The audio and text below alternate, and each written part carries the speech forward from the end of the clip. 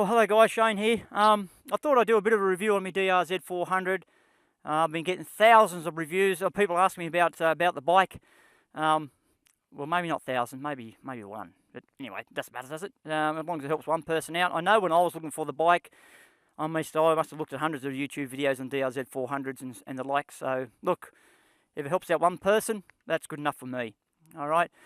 I bought the bike second hand. It had about just under 2,000 Ks on it. Only paid about $5,600 for this motorcycle, which was a bargain because it already came with a lot of the gear stuff on it. So it already came with these bark busters. They were on it itself, the metal ones.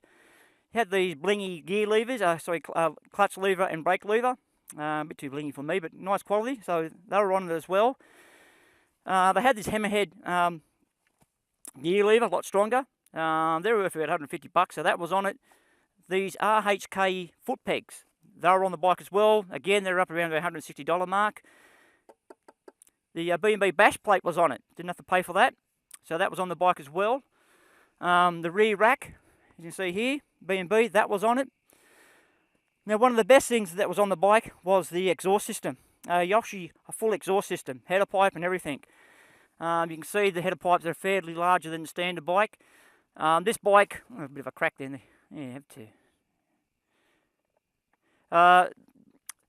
They come, the stock exhaust is pretty narrow, so a lot of people do the 3x3 sort of performance kit on them, so they put the exhaust on them, open the airbox up and rejet it. Now, I haven't done that, but I'm assuming it has been done, because this thing, I don't know, it just goes too good for a standard 400 DRZ. Alright, so that was already on the bike. So you can see there's a lot of money already spent on this bike before I actually had to do anything, which was good for me. Now, what I've done for myself, so if you've looked at my Massey Creek videos, YouTube videos, I complained about the front end vagueness. So what happens is the front end's, you're tucking all the time. You're losing the front end. And look, I hated it. I was ready to sell the bike. It was terrible. Because the DRs do have a lot of a rake out the front. So that's the rake here. So the wheel rake here and how they measure it here and how far the wheel sticks out. So these do have a bit of a rake on them, which is good for stability. But you can get that tuckness. So when you put a load on the bike, you increase that rake. I hope it makes sense there. And therefore, you can get that sort of vagueness at the front end and losing the front end. And it was nice and good. I didn't like it. So what I've done to try to improve that, as in not making it tuck under as much, and it's improved it big time, is a lot of people, what I've done here, I've raised the forks through the triple clamps. You can see here, that's about just over 1 inch. All right, so I've done that, and what that does, that lessens the rake. So you can imagine it's going up. So it has improved it out of sight. That's what I've done, guys, to improve that. What I've also done is that I've wound the preload up on the spring. So you can imagine that brings the bike more like this as well. Now you get might get a little bit more sort of unstable at higher speeds, but that's what you've got to measure up. And I'm 5'9", I'm on my tippy toes with that rake, and the DRZ is with the spring preload. And the DRZ are a pretty tall bike, all right? Now, with the rear shock, I've done nothing at all to it at all. The spring's pretty good enough for me. I'm a lightweight. I'm only 6 to 8 kilos with more my gear on, probably 75, 77, who knows. But yeah, I'm a flyweight. So the spring's good for me, but the rear shock, it does need work on it. It's a bit like a pogo stick. Hasn't been touched since new, and that's money well spent, guys, to do the rear shock on these things. Even new, apparently they've got a bit of air in them. So I haven't done anything to the rear shock yet, and I will do that. Front forks is completely stock. The only thing I've done to it is gone one set higher in the fork springs, heavier fork springs. So now, either way, I think they're over 44 standard in these. That's Newton meters. Torque is in the front springs, and I went up to 46. I think I went to 46. Okay, just to make it a bit strong, heavier in the springs, a bit stiffer because of the front fuel tank and the headlight I've got on it as well. Okay, but that has improved the bike out of town, as in the handling wise. It's still a little bit, like that, but geez, I'm really connected to this bike. The distance I've done, all the Ks I've done, it's the most bike I use of all the out of the bikes I have got. It's a good bike. Pity it didn't have that 6-speed. It'd be it'd be ideal for a light adventure bike. Okay. Now, what have I done to it besides those front springs? Okay, I put this new fender on it, as you can see, even though it's bloody broken there. Someone's hit that. Oh, dear, oh dear. So it's like a Motard type screen, front fender. As you can see, it's a little bit smaller, stockier, better for the wind. That's why I've got it, and it actually looks a lot better than the standard fender on them as well. Now, what I've also did, I put the oversized front disc on it. Okay, the front rotor. Now, that was a mistake. When I YouTubed it, seen oversized disc, I actually didn't pay attention to the size of the disc itself. Standard disc, 250 mils. Oversized normally about 280, 290. So when it turned up, I went, oh, geez, that's big. Now, that's 320 mils, that disc, okay? So, but it's the best mistake I've ever done. It's absolutely fantastic. Great in the dirt still, it's not over-braked, and great on the road.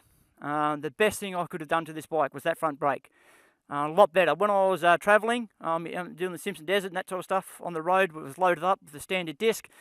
Wow, it didn't want to pull up, that's for sure.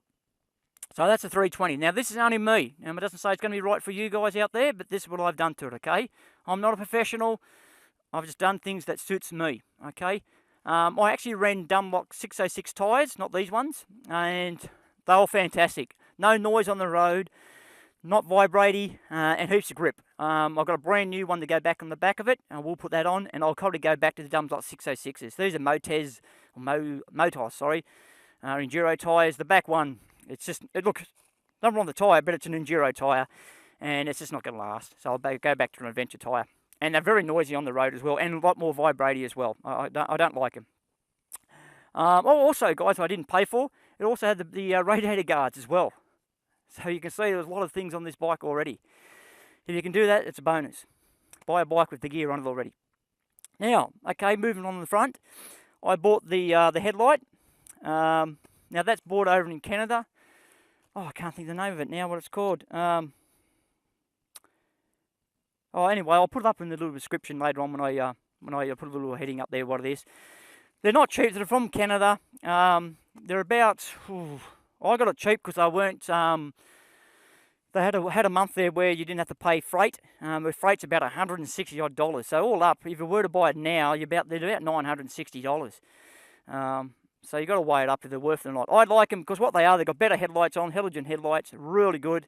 You've got a screen here now. I always have my screen on the lower setting anyway, but it is there if you want to have it higher, and they do have a touring screen as well, which I have got. But I've just stuck with this. But it allows you to have a dash. Okay, I normally have my GPS set up here, and that goes on there, and a few things like that as well. So, look, it's up to you how much you want to pay, but yeah, it's money well spent for me. I really enjoy it, and I like the look of it too. It gives it a different type of a look as well. Okay, so I'd pay for that, put that on there. I put a little USB sort of connector here, it goes to your battery. That's just on eBay, little thing like that. That works really well. Okay, to charge me my phone and GPS unit. I put the steering damper on it. Okay, it's the RM3 type from Raleigh Moto. It's an Australian manufacturer here, not far away from where I live. $645 here. Oh wow, fantastic. If you haven't run a bike with a steering damper and you actually put one on it, you'll go, why have I never ridden one without a steering damper? You'll never go back. You really won't. Every bike I get, the KTM, I'd like to put a steering damper on that. It just makes them so much better. In the sand, it was beautiful. Had it on the third setting. It's just great. At the moment, I've got on the first setting. What they do, but if you're not used to a steering damper, they do give that impression at low speed, especially on the road, like the steering's locked. Okay, you can't move it in a way. It gives that little bit of a feel. But that's a little bit you've got to put up with compared to what they provide when you are riding up for the rocks and all that sort of stuff. I'm not sure I had the footage coming up the hill. I don't know. I might have had the video actually turned off thinking it was turned on. So you may have missed the footage of me coming up this bloody big mountain and rocks infested mountain up around here. I hope I have got it on. But that's where the steering damper is really good. This sort of stuff, rocky stuff, sand. If you can afford it, I do recommend putting that on it. Okay. This is the Safari tank. It's actually the advertise it for the 17 litres. Okay, so I put that on it. Now it does hold 19 litres. All right, but I've done a few things. I've done a few tests on this. Okay, I only go on it's 17 litres. Okay, they advertise 17 because that's what you got on in there until you get on the reserve, and that's how I work out my fuel economy. Because once you go on a reserve, guys, you haven't got much fuel left here. Okay, because the remaining say 2 litres. It's down here. It's really hard to get to. You can get a little bit out. So I've actually ran this to, left it on till I run out, then put it on reserve. And in the end, I only got about 500 mils out of it. And there's still fuel in there. All right. But look, to be safe, you're better off saying, right, 17 litres and leave it at that. Now, I average anywhere from 4.7 up to 5, depending how I'm riding. When I did the Simpson, it was around about 6, went up to about 6 across the sand. But that's pretty good. So I know I can get around about, well, I haven't run out yet. My biggest run was 2:30 when I came from Burke. And still hadn't run out, but it was pretty close. So, you know, you're probably looking at 350 out of it, maybe, depending how you're riding. So I definitely, yeah, definitely worth putting that on there. You can get bigger ones, the 28 litres as well. I think they're the same size, but they're just a bit fatter naturally out this way. Oh, I actually put the sticker kit on it. That's the only bling I put on it. I didn't put these on. Like I said, they were on there. I don't like the bling colour. I'd rather this black. But I did put that bit of bling on it, just to break it up a little bit for the old girl. I think she deserved it. Okay, so I've done that on it. Now I put these case protectors on it there from B&B. They're about $65. I put those on it. Now I did run just the China ones from China. They were about $12. They were fine. And they'll do okay. So you haven't got the money to spend this. Just go to eBay, type in Case Savers DRZ, and you'll find these one from China. They're fine. The only reason why I replaced them, well, I didn't replace them, I lost them. I used two-sided tape, and they fell off. I lost one somewhere in the desert, so if you're crossing the Simpson Desert, guys, and you find one, it's mine. The other one, well, I don't know where it is. So I end up putting these on. This time I use silicone. The case saver and the front chain guard, I replaced that with this B&B one. More open, cleans the sprocket a lot easier, blah, blah, blah, all that type of stuff. So I'll put that on, and it's got the little chain saver as well, all right? So I'll put that on it as well. Okay, so I've done that. I put all new chains and sprocket on it. That's a DID chain. Top of the market, it was about $180. It's still on there, no problems. When you're doing the Simpson Desert or those sort of adventure rides, you don't want to be tight and buy cheap chains and sprockets. You've got to buy the best stuff, guys. That's my opinion anyway. Okay. The other thing that I put on it, people go for the concept seats. Now, I don't know, I got this Sergeant seat, much the same. So this is from America, Sergeant seat. Compared to the original seats on these things, the original seats are very narrow and rock hard. Look, each your own. If you wear G-strings, you're that way inclined, and you like things riding up between your crack, well, the standard seat will be fine, but not for me. I've got this seat on it. Now, I also, when I did my adventure ride, I actually put the sheepskin on it as well. I had no problem. I was comfortable as anything. With the bag out on the back, I could sit back. I was comfy as anything. Beautiful. So I put the concept seat on it. Okay.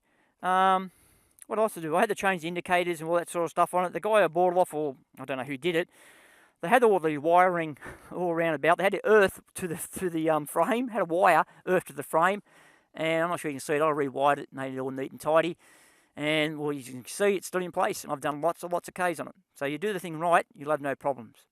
Okay. Little chain guide down here. The original one was all right, but I actually hit a rock and bent it, so I had to replace that. I ordered black. I apologise. I thought I ordered black, which I mustn't have, and they sent me the red bling one again. I didn't want red, I just wanted black. But I think it was my mistake. So all in all, you know, the shortcoming on the DRZ is basically that 5th gear, not having that 6th gear, sorry. That's the biggest thing. Now, with the gearing here, you can go onto a site called Gear Commander, all right? And that's a really good site to go to because you can see what gearing ratio you can want on it, and that's what I used. Now, the 1543, at 100 kilometre or 105 kilometres an hour, this bike's doing 6,080 RPM according to that website. Okay, these redline about 10.5, I think. So it's, you know, it's up there. I'm a little bit soft on bikes. You know, some people wouldn't care; they just hold it flat all day. I'm not like that. At 90 k's, you know, it sits really good at 90 k's. It's doing about 5.3, I think, at 90, and that's nice. But it does sit on 100 fine, and I find it still has enough torque to do all the tracks that I do around here. Okay. Now, I say that with this gearing, you've got to look at your own riding ability as well, okay? Without no ego or being arrogant, I'm a more advanced rider, so I can get away with the tall gearing, okay? But if you're not, and you need a bike that idle a bit easier, maybe the 1543 or 1544 may be a bit too tall, okay? But just keep that in mind. Overall, guys, the bike had not let me down, except for the dash, which is quite common. I had the problems with the dash going dead on me. What there is, there's a circuit board there, and there's 3 wirings that go to the circuit board. They broke off. My brother fixed it a couple of times by wiring it directly to the circuit board, and they actually fell off again. So I've actually did it myself this time. Not that my brother didn't do it right the first time, but what I did this time, I couldn't be bothered waiting, so I did it myself. So I rewired it straight to the circuit board, but I also used glue around the wiring as well to give it that bit of extra support, and so far it's still working. Now, There are other fixes you can do to the DRZ. Again, just search it yourself, DRZ fixes. They talk about certain stators and doing your nuts and bolts and that sort of stuff, but mine's a 2014. They may have fixed it by then, I'm not sure, but I've had no problems with it. Talk about Loctiting the front sprocket bolt, and mine hasn't moved at all. I keep checking it. Your stator, there's some bolts behind there, but I think that may have been on the earlier models that may have become loose, but it's not a big issue to go and check them and tighten them and put Loctite on them. Okay, so all in all, you know, the DRZ is a lightweight adventure bike, in my opinion, is very good. You can lower them if they're too tall for you. People do lower them an inch and a bit and a half, and you still got the travel. Adventure bike, if it's got 180 or 200 mils of travel, that's all you need for really adventure riding. Okay, you can get away with that. So anyway, guys, I hope I've helped out with that information. Anyway, if you've had any questions, please let us know. Give us send us some questions, and hopefully I can answer them for you. I don't think I've missed anything. I do totally enjoy riding this bike, and how much I spent on it. All up, it's still only probably cost me $8,500. Okay, and I really probably won't be selling it. There's no point. I'm not going to get my money back for it. I'm better off putting it all back to the original and selling the parts off it. But I just got a bit of a connection to it at the moment, and it does everything I want to do with it. It's just, it's a good bike. So if I was to recommend a bike for someone starting off or lightweight adventure riding, I would consider the DRZ. Okay, guys, I'm off to do a bit more riding. Catch you later.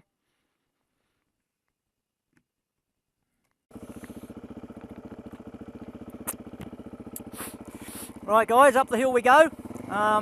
Won't be doing too much talking because it is quite steep. The video will never show it, the camera never shows how steep it is, but it is quite steep. So I'll have to concentrate what I'm doing.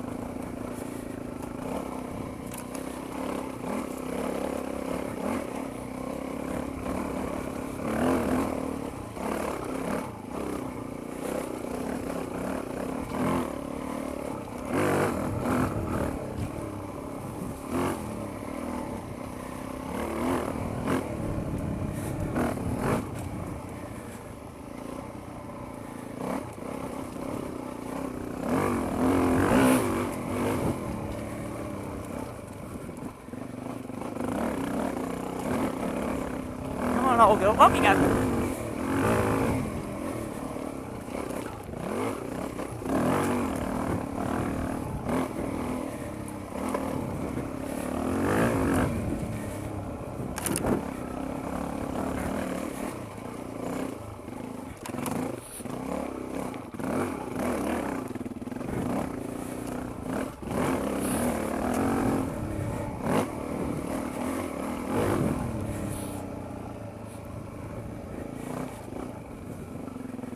That's second gear.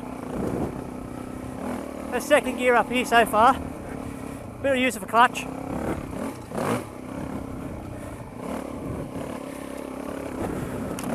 Oh, the trees want to hit the camera. Pull off my helmet.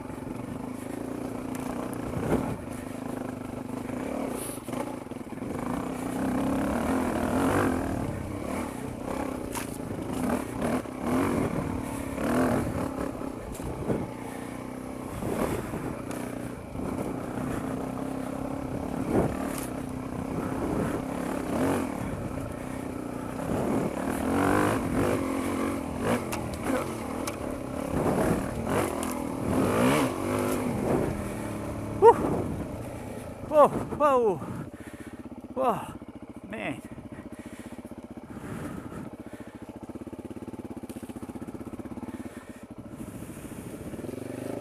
Whew.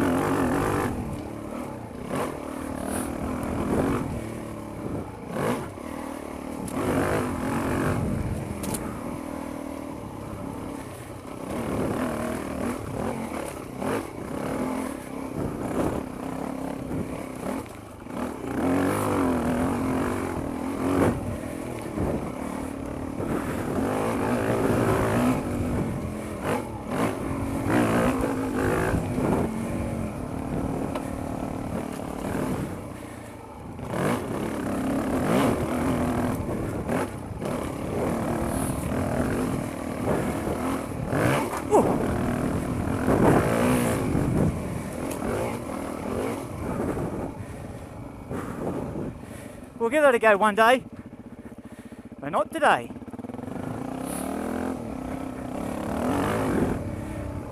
Ooh.